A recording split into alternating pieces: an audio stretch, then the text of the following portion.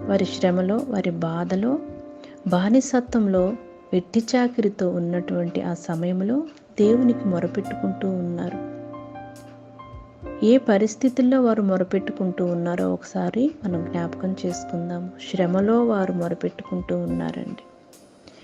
శ్రమ మేలుకరంగానే ఉంది వారి జీవితంలో. దేవుణ్ణి జ్ఞాపకం చేసుకోవటానికి సహాయం చేసింది. ఆ శ్రమే లేకపోతే, ఆ బాధలే లేకపోతే, కష్టపెట్టేటటువంటి వారే లేకపోతే, దేవుణ్ణి జ్ఞాపకం చేసుకోకుండా ఆ బానిసత్వంలోనే చక్కగా ఉన్నామని అలా ఉండిపోదురేమో. కానీ శ్రమ వచ్చిందండి. మేము ఎక్కడున్నామనేది జ్ఞాపకం చేసుకునే విధంగా ఆ శ్రమ జ్ఞాపకం చేసింది.